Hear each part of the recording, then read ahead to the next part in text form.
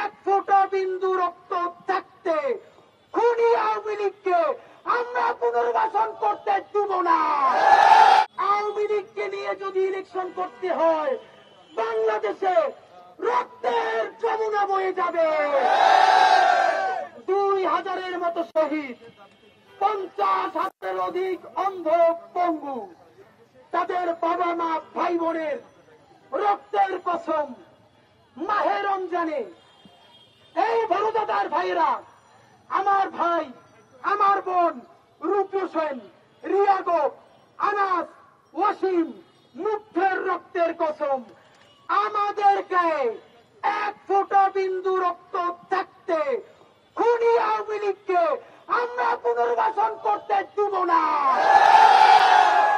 ভাইরা, আপনারা ভাবেন গুড আওয়ামী লীগ আর ব্যাড আওয়ামী লীগ নাই। আওয়ামী লীগ মানেই কসাই, আওয়ামী লীগ মানেই গণহত্যাকারী, আওয়ামী লীগ মানেই খুনি।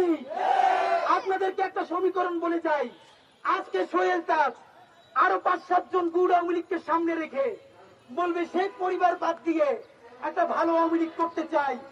আপনাদেরকে আমি কোন পলিটিক্যাল বিশ্লেষক না, একজন রাজপথের যোদ্ধা হিসেবে মনে করিয়ে দেই। এরপর একটা নির্বাচন হবে, সেই নির্বাচন আওয়ামী লীগ অল্প কিছু আসন পেয়ে কোন না কোন ভাবে বিরোধী দলে থাকবে। বিরোধী দলের থেকে যত বদমাইশি রাজনীতি আছে আওয়ামী লীগের সেটাই বাংলাদেশে কেউ বেশি জানে না।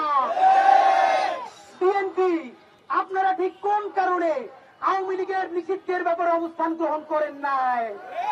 জামাতে ইসলামী কোন প্রেসক্রিপশনে আওয়ামী লীগ নিষিদ্ধের ব্যাপারে স্পষ্ট বিবৃতি দেন নাই? এখন পর্যন্ত রাজনৈতিক দল হিসেবে এনসিপি কে দেখেছি, তারা আউট অ্যান্ড আউট বলেছে আওয়ামী লীগকে নিষিদ্ধ করতে হবে। আপনাদেরকে জানাই, 2.5 বছর বিএনপি ক্ষমতায় থাকবে, 2.5 থেকে 3 বছর।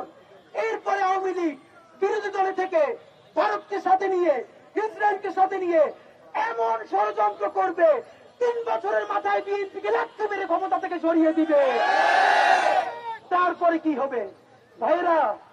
সেই আওয়ামী লীগ আর একটা 111 হোক, ভারতের প্রেসক্রিপশনে হোক, কোন না কোন ভাবে ক্ষমতায় এসে 2000 শহীদ, তারা তো কবরে চলে গেছে, তাদের বাবা মা ভাই বোনকে কচু কাটা করবে। 50,000 আহত, প্রত্যেককে ধরে ধরে কচু কাটা করবে। সুতরাং আহতদেরকে বাঁচাতে, শহীদদের পরিবার বাঁচাতে, জুলাই যোদ্ধাদেরকে বাঁচাতে, রক্ত থাকতে আওয়ামী লীগ পুনর্বাসন করতে দিব না। আমার আমাদের ঢাকা বিশ্ববিদ্যালয়ের ভাই বন্ধুরা এইখানে 3টা থেকে অবস্থান গ্রহণ করবে।